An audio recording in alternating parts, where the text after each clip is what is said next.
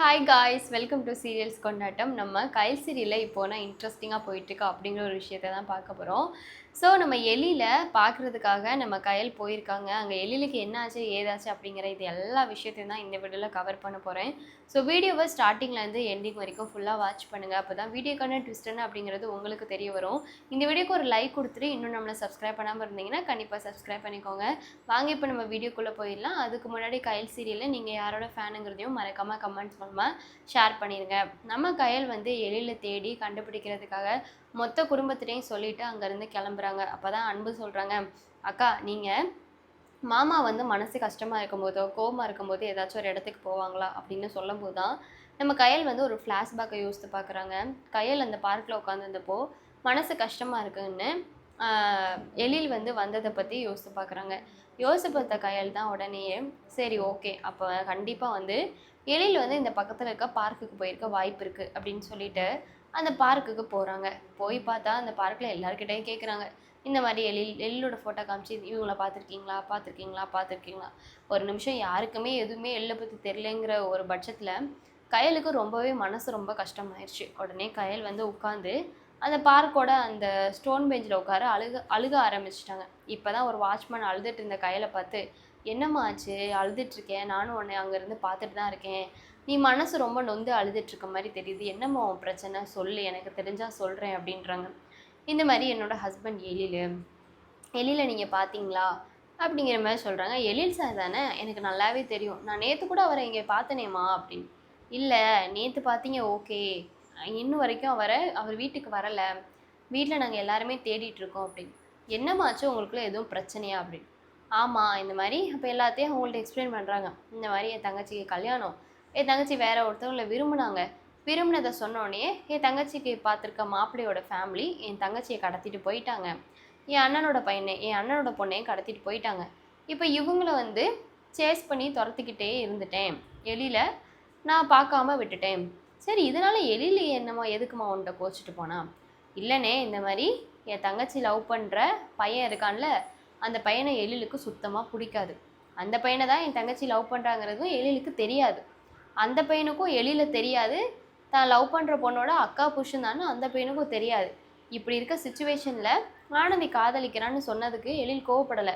ஆனால் ஆனந்தி காதலிக்கிற அந்த பையனை பற்றி சொன்னோடனே தான் எழில் கோவப்பட்டுட்டு, அப்போ நீ வந்து உன் தங்கச்சிக்கு என்ன சப்போர்ட் பண்ணுற, உனக்கு உன் குடும்பம் தான் பெரிய குடும்பம், என் குடும்பத்தை விட்டுட்டு நான் உன்னை நம்பி வந்தேன், ஆனால் நீ என்னை கண்டுக்கவே இல்லை, நீ என்னை பார்க்கவே இல்லை, நீ எனக்காக போராடவே இல்லை, இப்போ கூட உன் தங்கச்சி உன் குடும்பம் தான் நீ யோசிச்சுட்டு இருக்க அப்படின்னு சொல்லிட்டு என்கிட்ட என்னை புரிஞ்சுக்காம கோச்சிக்கிட்டு அங்கேருந்து கிளம்பி போயிட்டாருனே எழில். அதுக்கப்புறம் நான் அவரை பார்த்தே 2 நாள் ஆச்சு, ஃபோனுக்கும் கால் பண்ணேன், ஆனால் அவரை ரீச் பண்ண முடியல என்னால். என் தங்கச்சியும் என் பாப்பாவும் இப்போ கிடச்சிட்டாங்க, ஆனால் எழில் இப்போ எனக்கு கிடைக்கல அப்படிங்கிற மாதிரி யோசிச்சுட்ருக்காங்க. அதுக்கப்புறமா ஏம்மா நீ சொல்லும் போது தான் எனக்கு ஒன்று ஞாபகம் வருது, எழில் தம்பியை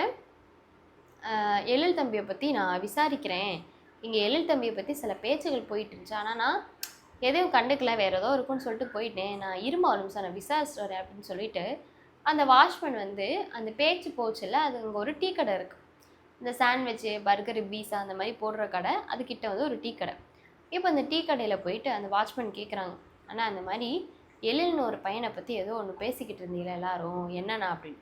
ஐயோ அந்த குப்பைக்காட்டில் அடிபட்டு கடந்த பையனானே அப்படின்னு கேட்குறாங்க. என்னண்ணே சொல்கிறீங்க, சொல்லுங்கள் என்னாச்சு அந்த பையனுக்கு அப்படின்னு. அந்த பையன், அந்த நீங்கள் சொல்கிற பையன் அவன் தான் நினைக்கிறேன், அவனை ஒரு 4-5 பசங்க நைட் நேரம் இருக்கும், அந்த பையனை 4-5 பசங்க சேர்ந்து அடித்து போட்டுட்டாங்க, போட்டு அவனை அடித்தது இல்லாமல் குப்பைக்காட்டில் எரிஞ்சிட்டு போயிட்டாங்கன்னே.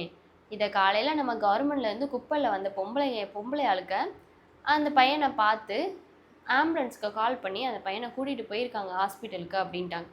வாட்ச்மேனை கேட்டு செம ஷாக்கு, என்னன்னே சொல்கிறீங்க, இவ்வளோ நடந்திருக்கா அப்படின்னு சொல்லிட்டு செம ஷாக்கில் வாட்ச்மேனு எழில்கிட்ட சொல்ல வேகமாக ஓடி வரார். உடனே நம்ம கயல்கிட்ட சொல்ல வேகமாக ஓடி வரார்.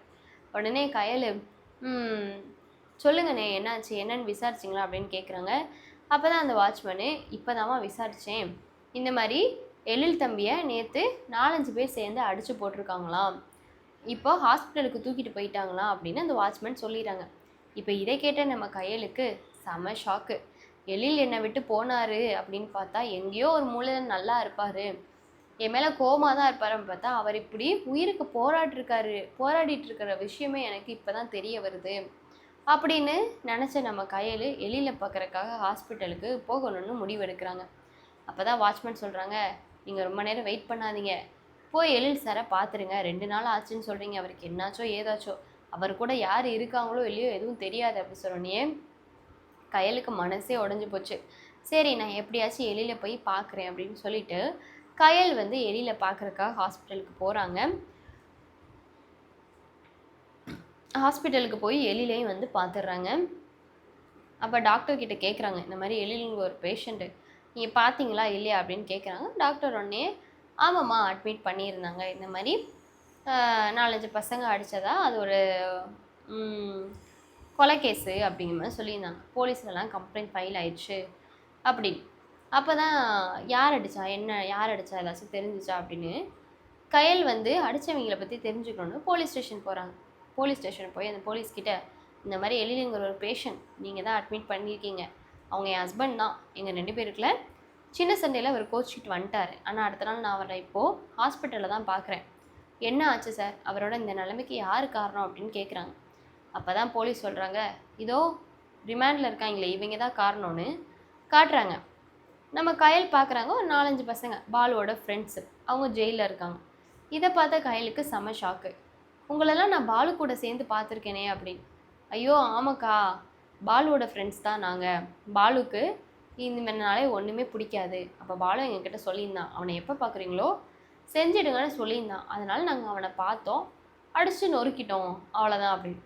உங்களுக்கு எப்படிப்பா மனசு வந்துச்சு, முதல்ல அவர் யாருன்னு தெரியுமா, பாலு முதல்ல எந்த பொண்ணு லவ் பண்ணுறான்னு தெரியுமா, பாலு லவ் பண்ணுறது என்னோட தங்கச்சி, அவர் என்னோட புருஷன் அப்படின்ட்டார். உடனே அந்த பசங்களுக்கு குண்டு தூக்கி போட்டுருச்சு. என்னது, அப்போ பாலுவோட தங்கச்சி, பாலுவோட காதலி உங்களோட தங்கச்சியா அப்படின்னு கேட்குறாங்க. ஆமாம், ஆனந்தி என்னோட தங்கச்சி, ஆனந்தி தானே சொல்கிறீங்க, அவள் என்னோட தங்கச்சி, என்னோட ஹஸ்பண்ட் தான் எழிலுக்கும் பாலுக்கும் தான் பிரச்சனை போயிட்டு இருந்துச்சு, பாலு யாருங்கிறது எழிலுக்கும் தெரியாது, எழில் யாருங்கிறது பாலுக்கும் தெரியாது, இப்படி தான் போயிட்டு இருந்துச்சு. ஆனால் இப்படி ஒரு இதில் இவ்வளோ கோவத்தில் நீங்கள் இப்படி பண்ணியிருக்கக்கூடாது, இது ரொம்ப தப்புப்பா அப்படிங்கிற மாதிரி சொல்லிடுறாங்க. ஸோ அதுக்கப்புறம் கயல் சீரியலில் என்ன ஆக போகுது ஏதாக போகுதுன்னு நம்ம அடுத்த எபிசோடில் பார்க்கலாம். ஸோ இந்த வீடியோ பிடிச்சிச்சின்னா கண்டிப்பாக லைக் பண்ணுங்கள். கயல் சீரியலில் நம்ம கயலை பிடிக்கும்னு நினச்சிங்கன்னா கயல் சூப்பர்னும், கயல் சீரியலில் உங்களுக்கு யாரை ஸ்பெசிஃபிக்காக பிடிக்குதோ, நீங்கள் யாரோட ஃபேனுன்னு நினச்சிங்கன்னா அவங்களோட பேரை கமெண்ட் பண்ணி சூப்பர்னு கமெண்ட் பண்ணுங்கள். டாடா.